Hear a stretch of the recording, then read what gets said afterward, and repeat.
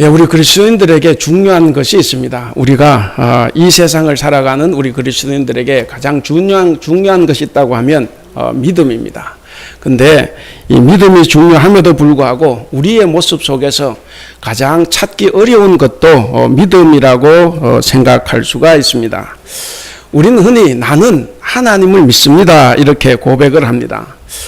나는 하나님을 믿는다라고 고백을 하지만 그러나 우리의 고백과 삶의 모습 사이에는 많은 괴리감도 있다라고 생각을 합니다. 여러분, 하나님을 믿는다라는 말이 무엇이겠습니까? 하나님을 믿는다. 이 말은 나는 하나님을 전적으로 신뢰합니다 라는 의미를 가지고 있습니다. 또 나는 하나님께서 가르쳐 주신 그 원칙대로 살아가고 있습니다 하는 것이 나는 하나님을 믿습니다 라고 하는 말입니다. 여러분, 하나님을 믿는다 이 말이 하나님으로 전적으로 신뢰한다는 의미인데 그럼 나는 구원을 받았습니다 하는 것은 무슨 의미겠습니까? 나는 구원을 받았습니다. 이 말은 나는 하나님과 관계를 맺고 있습니다. 혹은 나는 하나님께서 가르쳐 주신 대로 살고 있습니다 하는 말입니다. 자, 그러면 이제 나는 믿습니다. 이 말은 무슨 의미겠습니까? 우리가 여러분 믿습니까? 그러면 믿습니다 이렇게 하는데 믿습니다 말은 의미가 뭐겠습니까? 이 말은 나도 그렇게 살고 있습니다 하는 의미입니다. 그러니까 하나님께서 가르쳐 주신 말씀, 그 원칙, 그 의미대로 내가 살고 있습니다 하는 것이 바로 믿습니다 하는 말입니다. 우리가 이 관계를 우리가 좀 잘 알 필요가 있겠습니다. 그러므로 믿음의 내용을 삶에서 행동으로 실천하지 못하면서 나는 하나님을 믿습니다 이렇게 말하면 이거는 거짓된 믿음입니다. 이거는 뭔가 언행 불일치한 모습이고 우리에게 일어나는 하나의 모순된 모습이라고 볼 수가 있습니다. 자, 오늘 우리가 이제 야고보서를 읽었습니다. 이 야고보서에서 강조하는 것이 뭐냐면 바로 성도들의 행함입니다. 오늘 본문 17절과 그 다음에 24절에 보면 야고보가 이렇게 말합니다. 행함이 없는 믿음은 그 자체가 죽은 것이다. 사람이 행함으로 의롭다 하심을 받고 믿음으로만은 아니다 라고 야고보가 말을 하고 있습니다. 근데 이제 이 말씀이 우리 기독교 역사에서 많은 논쟁을 일으켰습니다. 왜 그러냐면 오직 믿음으로 구원을 얻는다라고 하는 이 바울의 가르침, 바로 이신칭이라고 하죠. 이 이신칭의 가르침과 상반되는 것으로 보이기 때문에 논란이 많이 되어 왔습니다. 그러면 우리는 이 둘 관계를 어떻게 조화롭게 이해를 해야 되느냐 하는 거죠. 이것을 우리가 이제 이해를 하면 이 문제가 어려운 문제는 아닙니다. 만일 우리가 이 야고보와 바울이 서로 다른 환경에 있었고 서로 다른 문제점이 있는 곳에서 살았다라고 하면 우리가 좀 이해가 좀 쉽습니다. 그래서 서로 다른 환경과 그 문제에서 믿음의 문제를 둘 사람이 서로 각각 다르게 다루었다라는 점을 우리가 알게 된다고 하면 이 둘의 문제를 우리가 해결할 수가 있습니다. 먼저 바울의 입장입니다. 바울은 누구와 싸웠냐면 율법주의자들과 싸웠습니다. 그러니까 바울은 항상 평생 동안 자기 옆에 있는 율법주의자들과 싸웠는데 바로 그리스도인이 되었다고 해도 이 유대교의 율법을 지켜야만이 의롭게 된다 하는 거죠. 바로 이런 유대주의자들과 싸운 것이 이 바울의 형편이었습니다. 그럼 야고보는 어떠냐면 야고보가 싸우고 있는 사람들은 율법주의자들이 아니라 형식적인 그리스도인들이었습니다. 그들은 말로는 예수님을 믿는다라고 하면서도 정작 아무런 어떤 신앙적인 결단이 없고 삶의 어떤 모습이 변화되지 않는 사람들이었습니다. 이 야고보서는 기독교가 이미 어느 정도 뿌리를 내리고 그리고 율법주의의 문제도 어느 정도 해결이 된 시점에서 이 야고보가 쓰게 된 것입니다. 그래서 이때의 중요한 문제는 바로 신앙인의 삶에 관한 부분이었습니다. 그래서 야고보가 문제가 삼는 것은 바로 믿음만 있다고 하면 내가 아무렇게나 행동해도 상관이 없다고 생각하는 이런 형식적인 이 믿음이었다 하는 겁니다. 바울은 어떻게 그리스도인이 될 수 있느냐 하는 것에 관심이 있었어요. 어떻게 그리스도인이 될 수 있느냐. 그런데 야고보는 어떻게 그리스도인처럼 사느냐 하는 것에 관심이 있었습니다. 야고보가 강조한 것은 그 사람이 구원을 받은 후에 얼마나 외적으로 변화가 됐느냐 하는 것에 초점을 맞추고 있습니다. 그래서 이 사도 바울은 구원의 뿌리에 초점을 뒀다고 하면 야고보는 구원의 열매에 관심을 두고 있습니다. 그래서 이렇게 생각해 보면 이 양자는 대립하는 것이 아닙니다. 믿음이냐 행함이냐. 이 두 사람이 서로 다른 주장을 한 것 같지만 결코 어느 한쪽이 옳고 어느 한쪽이 틀린 것이 아니라 양쪽이 다 옳은 것입니다. 왜냐하면 관점이 서로 다른 것이다 하는 거죠. 사실 이런 논란은 요즘 우리 한국 교회에서도 벌어지고 있습니다. 예수 믿는 사람들이 교회만 열심히 다니면 되지, 주일 성수하고 기도 열심히 하면 되지, 세상 살이에는 전혀 본이 되지 못하는 그런 삶을 산다고 이 비판을 많이 받고 있습니다. 그런 비판을 들을 정도로 이제 한국 교회의 신앙 행태에 문제가 많이 있다는 것은 분명해 보입니다.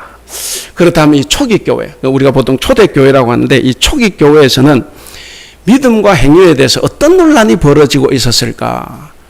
세 가지로 나누어 볼 수가 있습니다. 첫째는 믿음의 극단주의자들이 있습니다. 이 사람들은 율법을 완전히 배제하자는 거예요. 율법을 완전히 배제하는 것이고, 그 다음 둘째는 율법 고수주의자들이 있습니다. 아무리 우리가 예수님을 믿어도 유대인들의 율법을 그대로 따라야 한다 하는 겁니다. 이게 초대교회의 심각한 문제였죠. 그럼 세 번째는 누가 있냐면 중도파가 있습니다. 그러니까 이 중도파는 믿음과 행위 각각의 문제에 치우치지 않고 이게 뭔가 통합을 해보고 하는, 균형을 잡으려고 하는 입장인데 여기에도 두 가지가 있습니다. 하나는 중도좌파고 하나는 중도우파입니다. 이 중도좌파는 뭐냐면 행위를 중요하게 생각은 하지만 믿음에 무게를 둡니다. 믿음에 더 무게를 두는데 여기는 바로 바울이 속해 있습니다. 그리고 하나는 이제 중도우파입니다. 중도우파는 믿음을 중요하게 생각은 하는데 행위에 더 우선을 둡니다. 그래서 실제로는 행위를 더 중요하게 생각하는데 여기에는 바로 야고보가 속합니다. 야고보는 행함이 없는 믿음으로 구원받을 수 없다는 주장, 이 주장을 강하게 펼치고 있는 것입니다. 그래서 이 야고보의 신앙 노선과 이 사도 바울의 신앙 노선이 뭔가 조금 달라 보이지만, 그건 아까 말씀드린 것처럼 결코 야고보의 신앙 노선이 바울의 신앙 노선이 좀 다르다고 해도 결코 그것을 비판하거나 비난하거나 한 것은 아니다 하는 겁니다. 야고보에게서 주적은 사도 바울의 이 믿음이 아니라 바로 아까 말씀드렸던 첫 번째 믿음의 극단주의 기독교인들이 야고보의 주적입니다. 이들은 오직 믿음이라는 이 바울 신학을 극단적으로 끌고 갔습니다. 그래서 믿기만 하면 구원된다는 이 교리에 집착을 해서 어떻게 살아야 되는가 하는 것에는 전혀 관심을 기울이지 않았습니다. 오늘날 한국에 많은 이단들이 있습니다. 바로 이 이단 중에 구원파가 여기에 가깝습니다. 이 구원받았다는 사실, 이 사실에 절대적으로 묶여 있습니다. 그래서 성숙한 기독교인의 삶과 행위와 책임에 대해서는 전혀 관심이 없고 부족한 겁니다. 그래서 이런 신앙을 가지고 우리 신학에서는 값싼 은혜다 이렇게 말을 합니다. 이 값싼 은혜.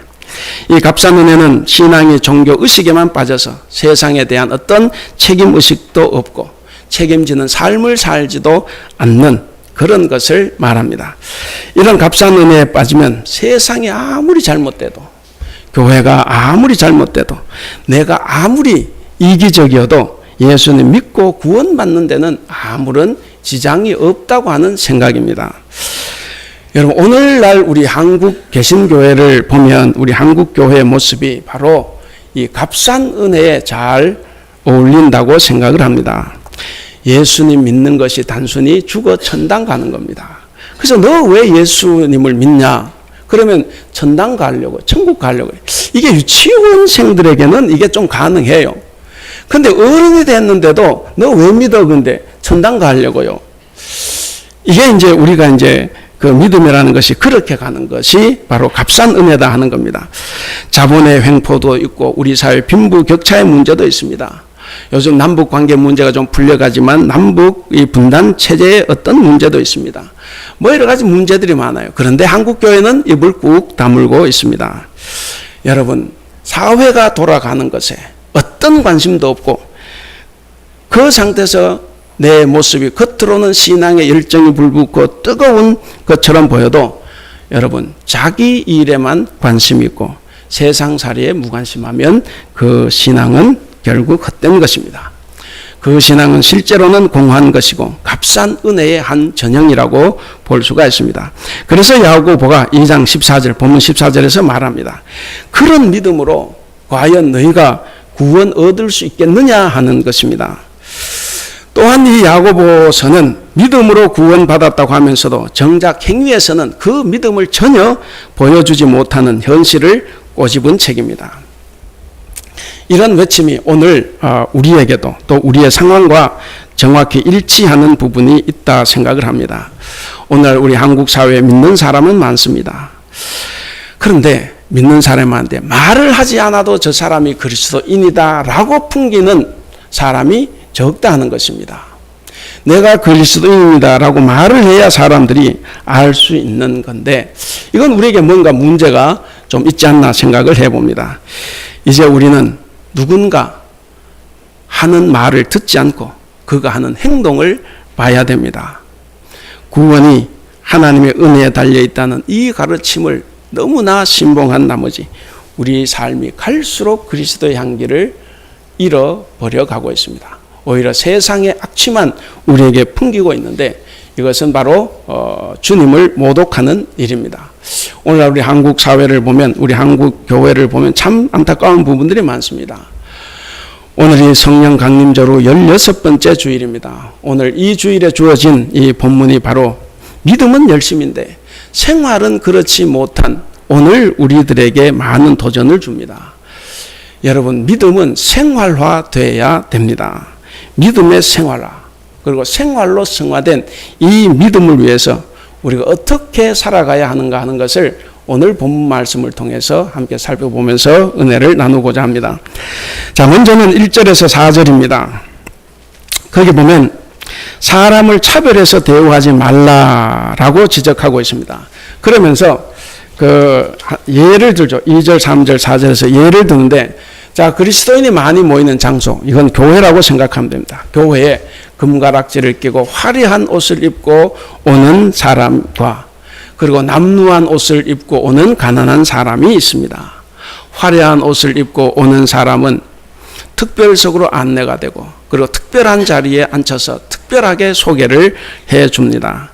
반면에 남루한 옷을 입고 들어오는 가난한 사람은 관심이 없습니다. 그저 꽂아 놓은 보릿자루처럼 그냥 거기 서 있거나 아니면 내 발 아래 앉으라 이렇게 이야기한다고 이야기를 합니다. 그래서 야고보는 말합니다. 기독교인들은 사람을 외모로 판단해서는 절대로 안 된다고 역설을 하고 있는 것입니다. 예나 지금이나 정도의 차이는 있지만 우리는 교회에서 이 빈부, 있고 없고의 이 차별 대우를 당하는 경험을 좀 해봤을 수가 있습니다. 그리고 나는 당해보지 않았지만 그것을 지켜본 사람들도 있을 겁니다. 세속주의에 물든 교회의 한 모습이라고 볼 수가 있습니다. 여러분, 이런 현상이 어디에서부터 옵니까? 왜 이런 차별이 생깁니까? 바로 사람을 차별하는 데서 온다 하는 겁니다.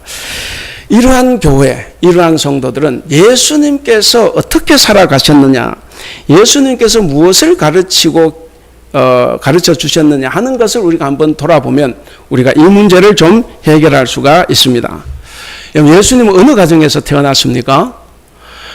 예루살렘의 저 갈릴리 변방 정말 험악한 땅에서 목수의 집안에 태어났습니다. 아주 가난한 목수의 집안에서 태어났고 아버지를 일찍 여의고 홀어머니와 7 동생을 부양한 아주 가난한 목수의 삶을 살았습니다. 그리고 예수님을 따라다녔던 제자들도 다 가난한 사람들이었습니다. 그래서 예수님은 그렇게 말씀해 주셨습니다. 공중에 나는 새도 보금자리가 있는데 나는 머리 둘 곳이 없다. 그렇게 말씀하셨습니다. 그리고 주님께서 복음을 전하신 1차 대상은 누구냐면 바로 가난한 사람들이었습니다. 4절에 보시면 4절에서 야고보는 사람을 외모로 판단하는 것을 악한 일이라 그렇게 규정을 합니다. 여러분, 하나님은 사람을 차별하지 않습니다. 그렇기 때문에 교회에서는 또 성도는 절대로 사람을 차별하면 안 됩니다. 그 사람의 직업이 어떻든 신분이 어떻든 관계없습니다. 교회 안에서는 어떤 차별도 하면 안 됩니다. 모두가 다 교회 내에서는 다 동일한 하나님의 백성입니다. 그리고 하나님, 예수님의 제자들이고 그리고 형제고 자매들입니다. 교회는 사회의 계층적 차별이 예수님을 통해서 완벽하게 깨어진 바로 유일한 공동체입니다. 세상의 어떤 종교가 이 차별, 이것을 철폐를 완벽하게 했겠습니까? 바로 예수님께서 이 땅에 오셔가지고 모든 차별을 다 없애했습니다. 교회 안에서는 직분의 높고 낮음이 없습니다. 직분으로 사람을 평가해서도 안 됩니다. 직분이 중요한 것이 아니라 직분을 맡은 사람이 얼마나 충실을 했느냐 하는 것이 문제입니다. 자, 이제 두 번째입니다. 두 번째는 5절에서 7절입니다. 여기서 야고보는 다시 한번 완곡하지만 분명하게 그리고 엄하지만 사랑으로 권면하고 있습니다. 우리 5절을 같이 한번 읽어볼까요? 5절 시작. 내 사랑하는 형제들아 들을지어다. 하나님이 세상에서 가난한 자를 택하사 믿음에 부요하게 하시고 또 자기를 사랑하는 자들에게 약속하신 나라를 상속으로 받게 하지 아니하셨느냐. 하나님이 세상에 가난한 자를 택했는데 바로 그들이 자기를 사랑하는 자들이다 하는 겁니다. 바로 이 5절에서 야고보는 하나님을 한번 생각해 봐라 하는 말씀입니다. 하나님은 어떤 분입니까? 가난한 자를 택하셔서 믿음으로 부요케 하시고 그들에게 자기 나라를 상속해 주셨다라는 사실입니다. 생각해 보면 하나님은 어떤 분입니까? 75세 노인을 택해서 일단 자기 믿음의 조상으로 삼았습니다. 그리고 430년 동안 종살이하던 애굽 백성들, 우리 사람들 같으면 이집트를 붙잡겠죠. 그러나 하나님은 430년 동안 종살이했던 지지리도 못나고 이 못난 이 이스라엘 히브리 백성들을 자기의 백성으로 삼았습니다. 그리고 성경을 보면 성경의 당시의 관습은 다 장자 우대 사회입니다. 결코 성경은 그렇지 않아요. 당시 고대 근동의 관습이 장자권이 우선이었습니다. 그런데 하나님께서는 철저하게 장자권을 허물었습니다. 다윗이 몇 번째 아들입니까? 8번째 아들이에요. 엄마 아버지도 이는 왕이 될 사람이 아니다고 해서 그냥 바깥에 양치게 만들어 놓은 애예요. 그런데 하나님께서는 그를 택해서 바로 위대한 왕으로 세워주셨습니다. 자, 이렇게 보면 하나님께서는 가난한 자, 별 볼 일 없는 자를 들어 높이 세워서 하나님께서 쓰셨다 하는 것을 우리가 알 수가 있습니다. 기독교 복음은 당연히 만민을 향해 나가는 복음입니다. 그러나 특별히 사회에서 소외되고 가난하고 그리고 구약 성경에 보면 고아, 과부들 그리고 이 극히 가난한 이 사람들에게 관심을 가지고 있다 하는 사실을 우리는 잊어서는 안 됩니다. 예수님께서 공생애를 시작하실 때 첫 번째 행한 설교가 있습니다. 이것을 이제 나사렛 취임 설교다 이렇게 말하는데 누가복음 4장 18절 이하에 나옵니다. 거기도 보면 예수님의 이 첫 설교서로 가난한 사람에게 특별히 아주 각별한 관심을 보였습니다. 그래서 주의 성령이 내게 임하셨으니 이는 가난한 자에게 복음을 전하게 하시려고 내게 기름을 부으셨다 이렇게 말씀합니다. 여러분, 이것이 가난한 자를 특별 우대하라는 말은 아닙니다. 다른 말씀으로 하면 믿음 안에서는 부자나 가난한 사람이나 모두가 다 동일하다 하는 것을 말해주고 있습니다. 그럼에도 불구하고 교회에서조차 성도들이 가난한 자를 업신여깁니다. 우리 교회는 뭐 그렇지 않아요. 우리 교회는 사실 가난한 자도 없고, 근데 사실 우리 한국 교회에 가보면 참 이런 일들이 많이 있습니다. 왜 교회가 이렇게 어리석을까? 왜 성도들은 교회는 성경에서 하나님 예수님께서 말씀하신 꼭 그 반대로 살아갈까? 참 아이러니한 일입니다. 왜 이렇게 어리석습니까? 6절에서 7절을 보시면 거기에 부자들에 대한 이 부정적인 요소를 설명을 합니다. 너희들이 그렇게 부자를 잘 세워주고 하지만 너희들 재판장으로 끌고 너희를 못되게 하는 거, 그 부자들이라고 이야기를 합니다. 자, 그런데 이런 사실을 모르지 않을 텐데도 왜 교회는 부자들을 더 존귀하게 여기고 가난한 자들을 업신여길까? 왜 그렇겠습니까? 국회의원 하나가 나오면 좋습니다. 그러면 건물을 지을 때도, 그 기도원을 지을 때도 불법을 자행할 수 있어요. 그 힘으로 법을 바꿔갈 수가 있기 때문에. 그래서 좋아합니다. 이 부자는 경제적으로 힘이 있기 때문에 교회에 영향을 줍니다. 가난한 자는 아무런 영향을 주지 못해요. 그래서 함부로 대하기도 합니다. 만일 부자를 가난한 자와 동일하게 대우해서 부자를 성질나게 하면 교회는 피해를 볼 수밖에 없습니다. 당장 헌금이 줍니다. 그래서 경제적으로 물리적 어떤 피해를 받을 수밖에 없습니다. 이런 것이 두렵기 때문에 교회에서는 부자들을 무시하지 못합니다. 그래서 그들이 원하는 대우를 해주게 되고, 그것을 잘 아는 부자들은 어떤 교회 직분이나 명예를 놓고 교회와 또는 목사와 어떤 타협을 하려고 합니다. 사람들은 부자나 가난한 자나 상관없이 둘 다 똑같이 대하면 되지, 이렇게 말을 합니다. 근데 그런 정도의 문제가 아니에요. 똑같이 대우할 때 받을 손해를 감수할 믿음이 필요합니다. 아까 말씀드린 것처럼 우리 교회는 사실 별 상관이 없기 때문에 제가 말씀을 드리는 겁니다. 이것은 결코 쉬운 문제가 아니에요. 그럼에도 불구하고 교회는 이런 가치, 가난한 자를 우대하는, 멸시하지 않는 이 가치를 실현하기 위해서 노력해야 됩니다. 교회가 경제적으로 어떤 힘에 휘둘려서는 절대로 안 됩니다. 저는 어렸을 때부터 교회에서만 커왔기 때문에 어떤 교회 처음 가면 어떤 분이 11조를 엄청나게 해요. 그 전에 목사님이 못마땅해 가지고 11조를 안 하고 있다가 목사가 바뀌니까 한꺼번에 막 다 하는 거예요. 그래도 그건 괜찮아요. 괜찮습니다. 차라리 안 하고 자기가 쓰는 게 더 문제인데, 어쨌든 그러나 이것도 굉장한 문제가 있는 거죠. 여러분, 교회가 무엇입니까? 제가 간혹 말씀드리는데 하나님은 역전의 하나님이십니다. 하나님의 가르침은 역설적인 가르침이에요. 교회는 바로 그런 역설이 존재하는 곳입니다.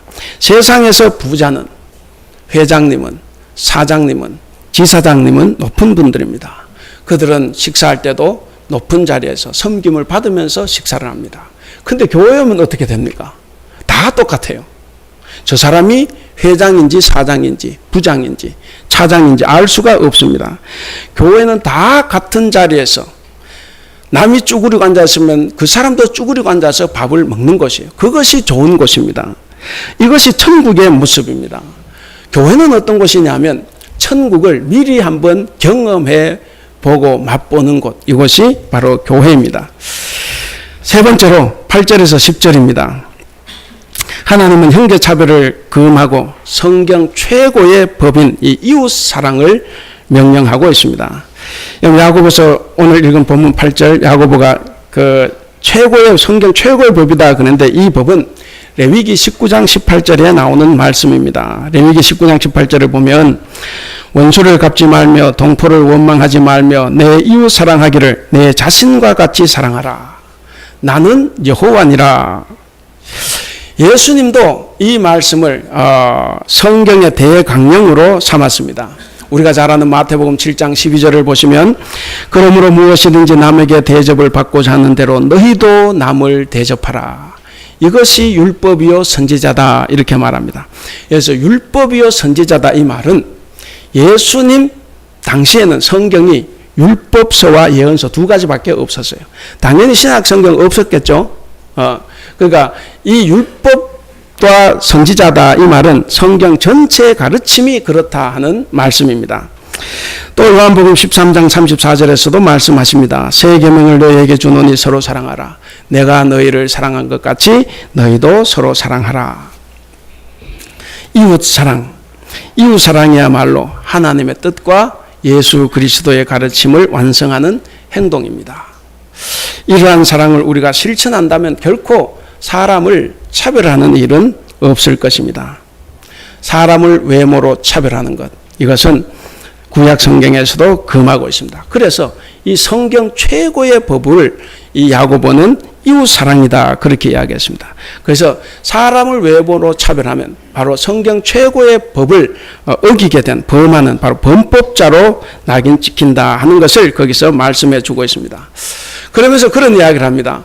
누구든지 율법을 다 지켰는데 하나만 안 지키면 뭡니까? 전부를 안 지킨 거라 그래요. 오늘 읽지 않았지만 그 11절에서 13절 나오는 내용이 그거예요. 너희가 다 지켰는데 가능하지 말라 이거 하나 안 지키면 다 안 지키라는 거예요. 예를 들면 이런 거죠. 요즘 이제 건강에 많은 신경을 쓰시는데 몸에 좋은 보약을 수백 가지를 다 사서 이제 넣어서 막 했어요. 마지막에 비상약 하나 딱 떨어뜨리면 어떻게 됩니까? 그건 독약이에요. 수백 가지가 소용이 없습니다. 바로 그것과 마찬가지라는 거예요. 율법을 다 지켰다고 해도 하나를 지키지 못하면, 그런데 우리가 이웃사랑 이것을 지키지 못하면 우리의 모든 것이 다 허사다 하는 것을 이야기해 주고 있습니다. 무슨 말씀이냐면 죄는 이처럼 치명적이다 하는 것을 말하고 있습니다. 그러므로 저와 여러분들은 사람을 외모에 따라서 판단하며 또 차별해서는 안 되겠습니다. 그래서 이웃을 차별하지 말고 사랑하는 저와 여러분이 될 수 있기를 바랍니다. 그리고 마지막 네 번째입니다. 네 번째는 14절부터 17절에 나오는 말씀인데 여기서 야고보는 이렇게 말합니다. 믿음을 행함으로 나타내 보이라. 그러니까 오늘 이 본문에서도 그렇지만 이 14절, 17절 이 단락에서 야고보가 가장 중요하게 생각하는 관심사항은 뭐냐면 말씀 실천입니다. 여러분, 하나님께서 왜 우리에게 이 진리의 말씀인 이 성경 말씀을 우리에게 주셨겠습니까? 읽으라고 주셨습니까? 1년에 100독하고 200독하고 300독 하라고 주셨겠습니까? 물론 성경 읽지 말란 말씀은 성경 우리가 읽어야 됩니다. 그러나 하나님께서 우리에게 이 말씀을 주신 것은 단지 들으라고 주신 것이 아니라 읽고 행하라고 주셨다 하는 사실입니다. 그래서 우리가 성경을 읽고 성경 말씀을 듣고 공부하고 설교 말씀을 들으면 전에는 이기적인 욕망을 따라 살아왔다고 하면 이제는 하나님의 말씀을 우리 삶의 기준점으로 삼고 그 말씀에 순종하며 살아야 한다 하는 것입니다. 바로 이런 말씀의 실천 여부가 저 사람이 참된 경건을 가지고 있느냐 거짓된 경건을 가지고 있느냐 어떤 구분하는 것이 된다 하는 거죠. 그런데 문제가 있습니다. 참된 신앙에서 멀리 떨어져 있으면서도 나는 교회에서 높은 직분을 가지고 있고 또 사회에서도 높은 지위를 가지고 있고 난 늘 예배에 참석하고 또 기도 열심히 하고 교회 봉사도 열심히 하고 성경도 많이 읽고 그래서 나의 이 종교적인 활동 열심히 하고 있기 때문에 나는 경건하다라고 하는 착각에 빠지는 사람이 있다는 데 문제가 있습니다. 이 겉으로 드러나는 종교적인 어떤 외적인 모습이 경건을 좋은 경건, 참된 경건을 이야기하는 것은 아닙니다. 우리가 아무리 주일 성수를 잘하고 기도 열심히 하고 간절히 한다고 해도 우리가 말씀을 실천하지 않으면 모든 것이 다 헛된 것이고 특별히 말씀에서 최고의 법인 가난한 이웃을 사랑하고 도와주라는 이 이웃을 멸시한다고 하면 결국 우리는 종교 사기에 빠진 것이 된다 하는 겁니다. 여러분, 참된 경건은 말이나 외적인 종교 의식이 아닙니다. 말씀에 대한 순종 여부입니다. 말씀을 순종하는 것으로 판가름이 납니다. 그렇기 때문에 말씀에 대한 순종은 하면 좋고 안 해도 되는 것이 아니다 하는 겁니다. 행함이 없는 믿음은 오늘 야고보가 이야기한 것처럼 결국 죽은 믿음입니다. 그 믿음으로는 우리가 구원을 얻을 수가 없습니다. 오늘의 우리 한국 교회는 국민들에게 환영받지 못하고 있습니다. 지금 제가 속한 우리 대한예수교 장로회 통합적 명성교회 때문에 정말 누구 말대로 6.25 때 난리는 난리도 아닙니다. 지금 장로 신학대학교 학생들은 다 동맹 휴업에 들어가 있습니다. 그리고 우리 교단에 속한 수많은 목사님들 그리고 세계에 흩어져 있는 수많은 선교사들이 다 성명서를 발표했습니다. 세습 인정을 하고 물러나도록. 과거에는 예수님을 믿으면 착해서 좋다고 했습니다. 그래서 나는 교회 안 단, 내 자녀는 교회에 보냈습니다. 그런데 지금은 비리가 터지면 기독교인이 연루가 되어 있습니다. 부정부패에 연루된 사회 지도층 인사들을 보면 절반은 기독교인입니다. 부끄러운 것은 오래전입니다. 한때 국회의원의 70%가 기독교인이었어요. 그때가 가장 정치적으로 타락을 했습니다. 목회자들의 비윤리적인 모습이 늘상 뉴스에 나오는 것이 되고 말았습니다. 여러분, 왜 이렇게 되었겠습니까? 많은 그리스도인들이 하나님의 말씀을 듣고 알고 있음에도 불구하고 말씀대로 살지 않기 때문에 그렇습니다. 하나님께서 7년을 하루같이 이렇게 하면서 하나님께서 우리 교회를 부흥시켜 주셨다고 했지만 속은 내가 한 거예요. 그래서 내 자식 외에는 물려줄 수 없는 겁니다. 그래서 교회도 세습을 하는 거죠. 말씀을 알고 있음에도 불구하고 그 말씀을 실천하지 않기 때문에 문제가 일어나는 겁니다. 여러분, 돌아놓고 보면 믿는 사람이 믿지 않는 사람보다 더 이기적일 때가 있습니다. 그래서 그리스도인은 많은데 사회는 점점 부패해져 가고 있습니다. 믿는 사람이 믿지 않는 사람보다 훨씬 더 공감 능력이 떨어집니다. 그래서 사회에 세상 사람들에게 위로도 되지 못하고 있습니다. 그래서 그리스도인들이 세상을 이겨야 됨에도 불구하고 세상이 그리스도인을 집어삼켰습니다.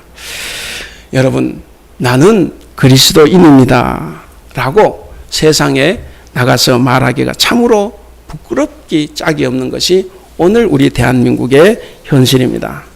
사랑하는 우리 성도 여러분, 이제 우리는 사도 야고보의 이 말씀에 귀를 기울여야 합니다. 말씀을 행하는 자가 되어야 합니다. 이제 우리는 성경을 읽고 공부하고 깨닫는 대로 가난하고 어려운 이웃들을 돌아봐야 됩니다. 그들을 사랑하는 이 행위를 실천해야 됩니다. 그리고 우리는 거짓을 버리고 정직하게 살아가야 됩니다. 그래서 세상 사람보다 그래도 그리스도인이 더 정직하다는 말을 들을 수 있어야 되지 않겠습니까? 이제 말씀을 맺겠습니다.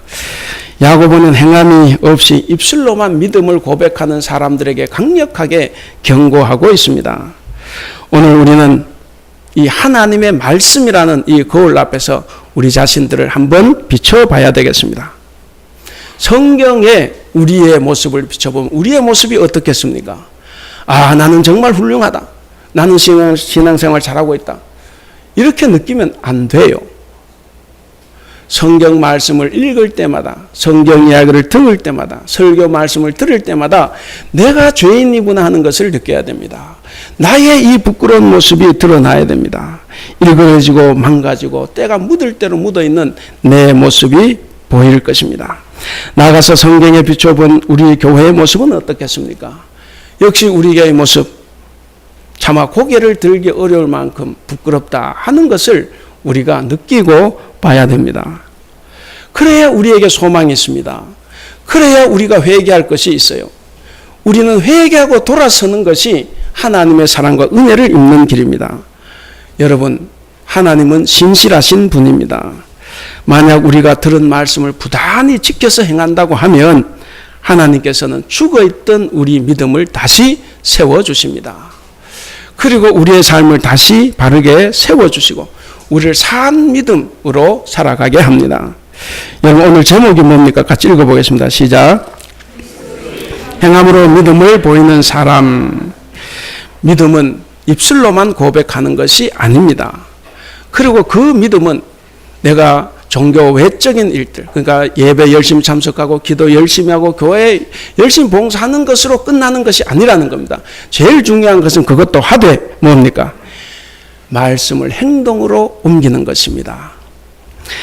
그러므로 우리 모두 우리의 삶을 변화시켜서 하나님의 복이 임하는 우리 자신, 그리고 우리의 삶의 터전, 우리 교회, 우리 세상이 될 수 있기를 바랍니다. 사랑하는 우리 대북교회 성도 여러분, 그리고 오늘 우리와 함께 예배하는 성도 여러분, 바라기는 이번 한 주간도 사랑하는 우리 모두들이 때를 얻든지 못 얻든지 주님의 말씀 열심히 읽고 공부할 수 있기를 바랍니다.